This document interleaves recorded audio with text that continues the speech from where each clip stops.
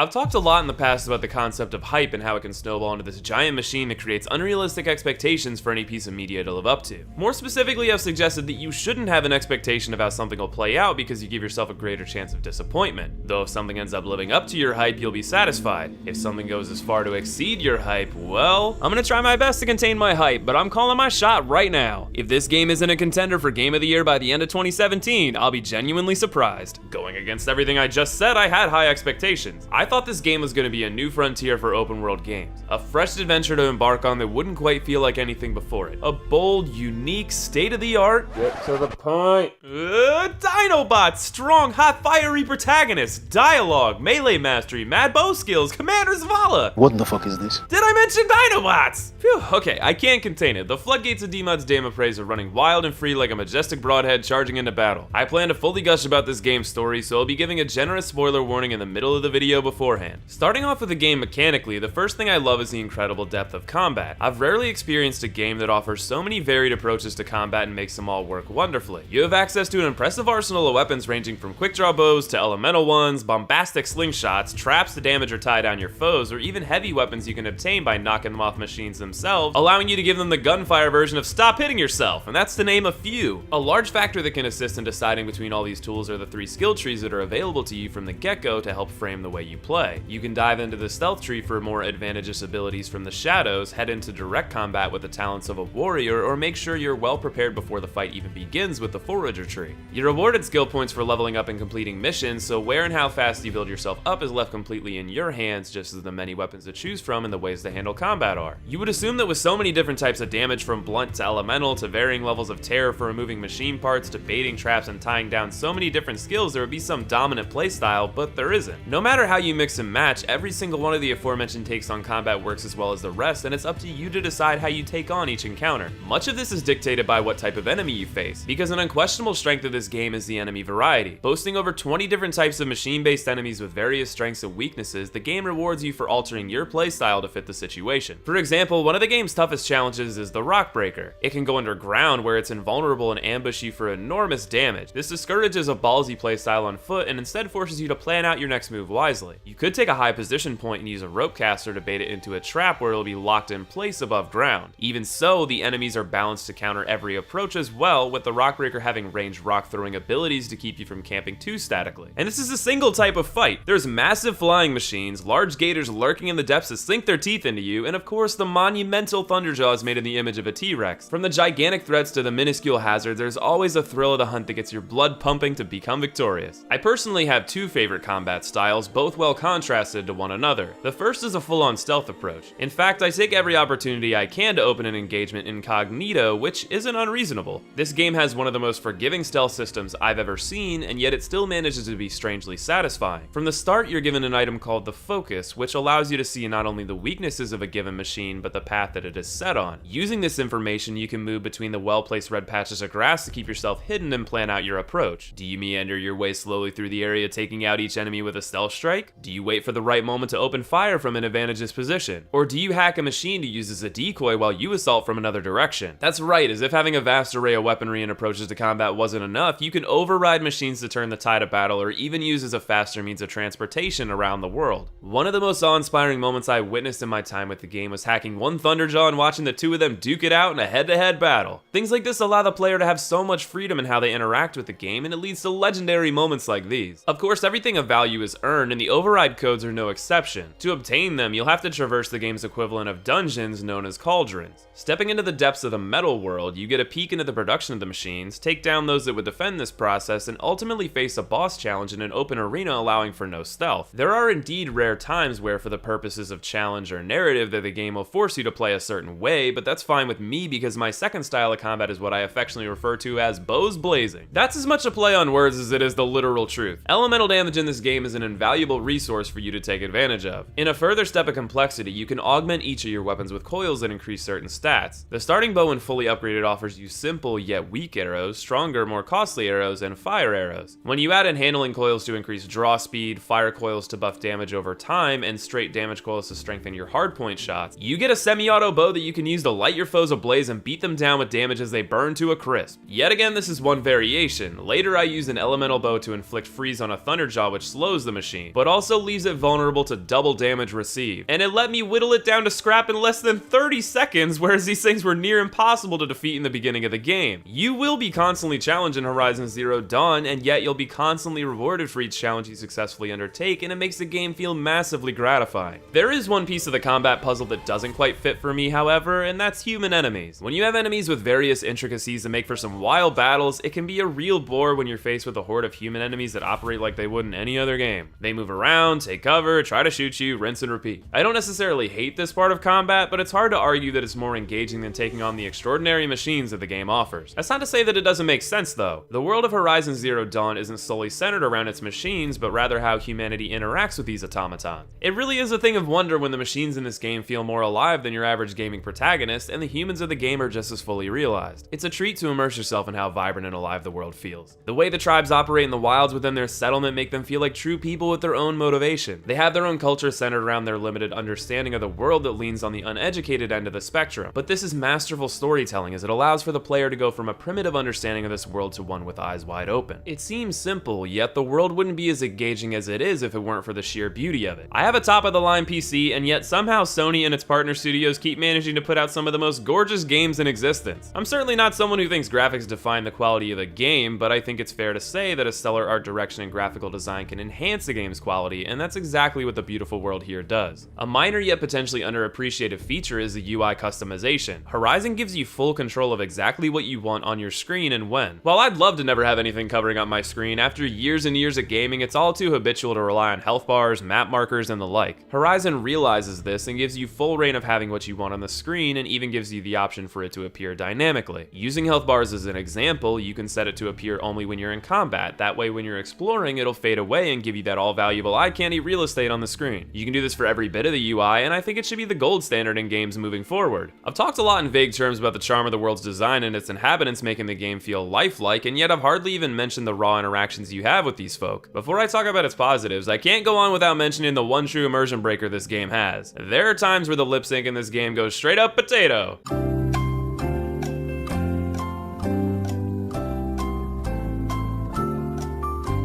Trying to live up to glorious pasts as a way of getting people killed. I get that it's a very expansive game with a lot of dialogue, but that makes it all the more painful that there are often times where it doesn't match up well. It's fair to mention that rather than it being bad all the time, it's more so inconsistent. I'd say the majority of the time the limp sync is fine. It can go off the rails a bit here and there, but every once in a while it goes full what the fuck on you and throws you out of the game. With that said, I'm a big fan of dialogue systems in games, and I think Horizon owes largely to the RPG style methodology known most well to myself from the Mass Effect franchise. When speaking with anyone, you get multiple options of what to discuss, all leading to further threads of dialogue that give you context on that person, the mission you may be embarking on, and more. There are even times where you were given a defining moment of decision between heartfelt, clever, or brash. Though these decisions never matter much in the grand scheme of the game, I don't think that's their point. The time has come, my friends, for the point of no return. From here on out, spoilers are fair game, so if you haven't played this game yet yourself, I can't emphasize it enough how much you owe it to yourself. Without further ado, thank you to those of you who are leaving for watching, and let the spoilers commence. I believe that everything in this game, especially the dialogue and choices within, aren't made to shape the narrative, but rather shape Aloy as a character. This is gonna be a bold statement to be sure, but I think Aloy is one of the best developed characters we've ever had in a single game. For better or worse, Horizon focuses on a select few characters with Aloy at the center, and instead of developing a bunch of side characters on a minor scale, there uses backboards to further frame Aloy. What I mean is that with the decisions you make, the people you help or condemn, and exactly how you decide to play the hero creates an Aloy that is unique to you. There isn't a large amount of deviation, but there's enough that you become intertwined with her, invested in her, more so than any game usually will be able to allow. And this is only in the game's opening hours. There's a particular point of no return at Maker's End that blows the lid off everything you thought you knew about the world. Discovering who she is, where she's from, why she was outcast, her destiny in the world, and how she will accept it is all immeasurably compelling to unravel. My favorite scene in the game comes near its climax. From birth, you were outcast of the tribe out of fear. You were found outside a metal door that the primitive tribe worshipped as a deity, and as such you were discarded to the wilds. The tribe is forbidden to speak with you, and most treat you as a sacrilegious piece of filth that is a blemish on their otherwise holy society. But when you enter the metal door on the path to filling in the pieces of your purpose, you're met with revere upon your return. The people that once cast you aside throw themselves to the ground in awe of you like fair-weather simpletons, and Aloy's reaction was enough to bring tears to my eyes. All praise Aloy, anointed of the Nora!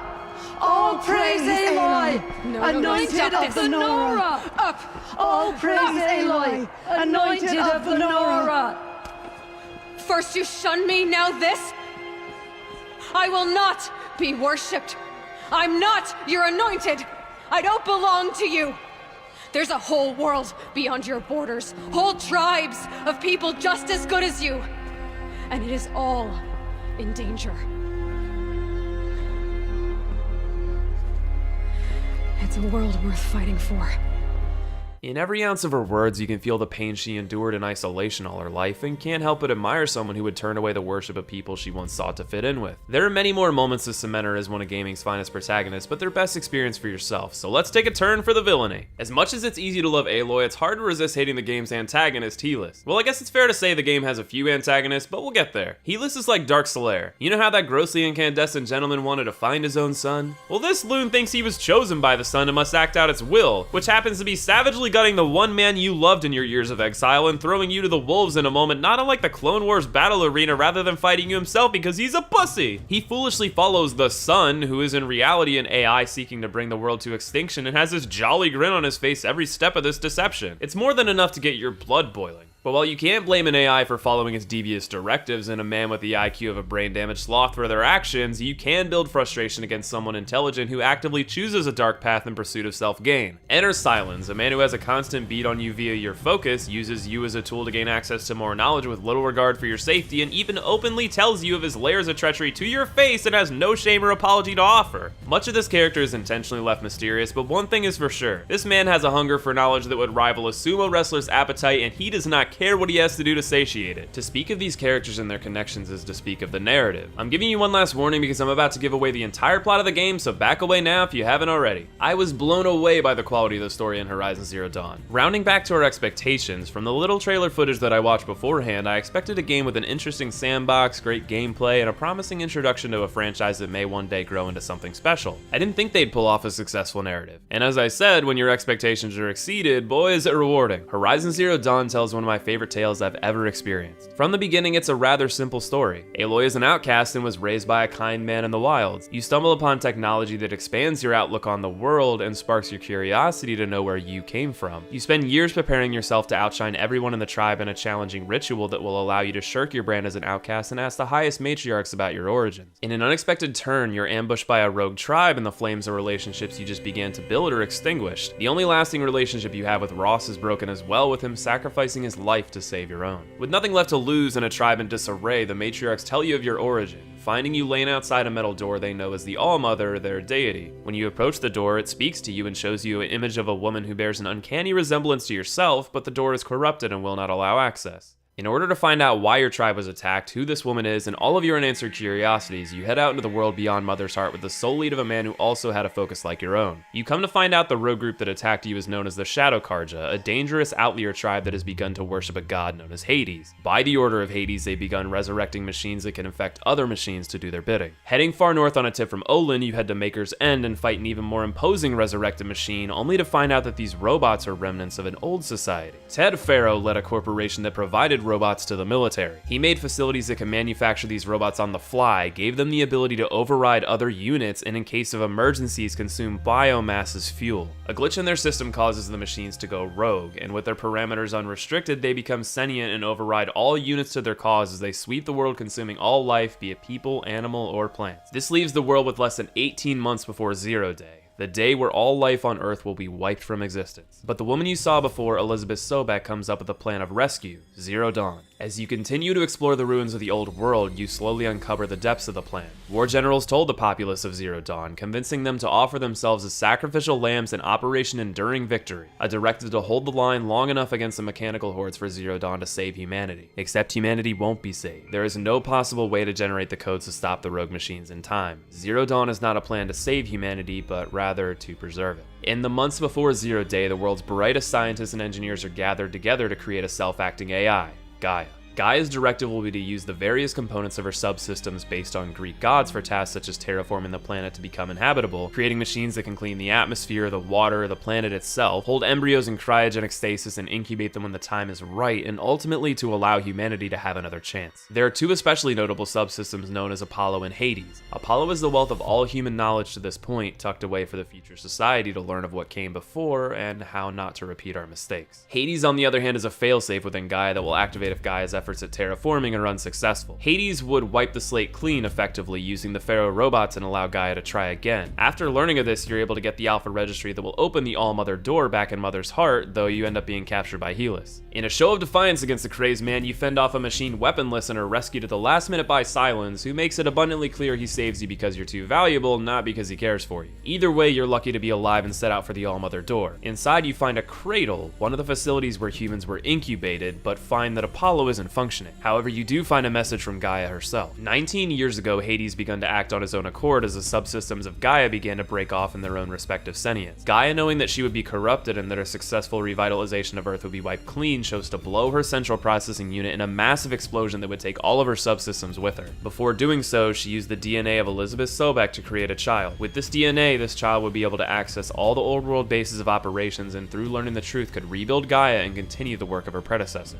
But Hades becomes so disconnected to the point he is no longer within Gaia's reach and corrupts her system so that the door to this message will never open. Gaia believes in her creator, however, and asserts that through her all things are possible, or now through Aloy all things are possible. You ascend to Gaia Prime, the location of Gaia's central processing unit, and see the extent of the damage. This location is also tied to Elysium, the community of scientists that remained alive after Zero Day underground as a reward for their work on Zero Dawn. You find that Elizabeth was never granted Elysium because she sacrificed herself to make sure Gaia's systems were fully functional from the outside world. You are able to obtain an override to stop Hades within Gaia Prime, but also learn that Ted Pharaoh made an executive decision to delete the Apollo subsystem and murdered the entire community to ensure he wouldn't be stopped. A true coward until the very end. You speak with Silence before leaving, where he unveils that he was the one who found Hades, worked with him to build up the Shadow Carja in exchange for knowledge, and realized far too late the extent of his plans. He leaves it to you to stop him, and you're left wondering how far Silence will go in his pursuit of knowledge. Banding together with all the people Aloy's touched along her journey, she makes one final stand in Meridian, the area's finest city, against the coming onslaught of Hades. Through a blood-soaked battle, you reach the Spire and are able to stop Hades from resurrecting the Pharaoh machines and stand victorious. Ultimately, the question that this game poses deeply is about motivations. How far are you willing to go for what you desire? One man was willing to go far enough to build an army of machines capable of ending civilization in pursuit of fame, money, and success. One man nearly doomed another civilization by playing with things he didn't understand in a never-ending pursuit of knowledge. And in a parallel between two heroines that are a beacon of their time, these women chose to sacrifice their own desires in the pursuit of preserving humanity. Or perhaps it's better to say their desire is to preserve humanity. How far would you be willing to go? All of this is sold wonderfully by the voice acting during the twist of the game. When you discover Zero Dawn, you're able to listen to the audio logs of scientists both before and after the revelation. Once they've seen the presentation, they weren't allowed to leave. They could either work over 80 hours a week until Zero Day, be confined and released upon completion of the project, or be euthanized. A harsh set of choices to be sure, but they couldn't risk Operation Enduring Victory's ruse being exposed. Hearing some of them lose all hope as they realize society as they know it is over and there's nothing they can do but give a future society a chance to do better is heartbreaking. It's again a clash of desires and motivations. How far would you be willing to go to see through the survival of your race? Does it align with your self-interest, or are you able to go beyond that and see the interests of others on a grander scale? These questions and more are posed by this astounding narrative. I was brought to tears, questioned my own morals, and rode the emotional roller coaster all the way to the end with Aloy reuniting with the remains of Elizabeth. When it comes to media and what I determine as the finest it can offer, I think of what has a lasting impact on me. 3 playthroughs in less than a year, and I'm still thinking about this game. Every bit of it is a masterpiece in my eyes. It hits all the right notes in gameplay, art and sound design, narrative, and entertainment. It is the epitome of the full package, and I think the final thing I have to say is I'm so grateful to Guerrilla Games for hitting this one out of the park. I think the Killzone franchise is a quality series in its own right, but I had reservations they would be able to make a leap into a genre change like this and nail it so hard, but they did and then some. I can't wait to see what this franchise has in store next, but fortunately you and I don't have to wait long. By the time you see this video, the Frozen Wilds will already be released, so stay tuned for my review of that next time. I hope you enjoyed the video. I've been waiting for some time to talk about this game and didn't know if I'd ever find the right words to convey just how much I love this game. In fact, I'm creating an entirely new above and beyond rating. I adore it. When it comes to arbitrary scoring, there are some that say a 10 out of 10 game is impossible. I say a 10 out of 10 game is a game that is perfect for you, and I don't know that there's many games that have been more satisfying for me than Horizon Zero Dawn. What did you think of the game? Be sure to let me know in the comments below. And if you liked the video, be sure to leave a like. It's a simple thing you can do that means a lot to me and lets me know you're enjoying the content. I want to thank you for joining me today. Much love to you all, and I'll see you soon in the Frozen Wilds.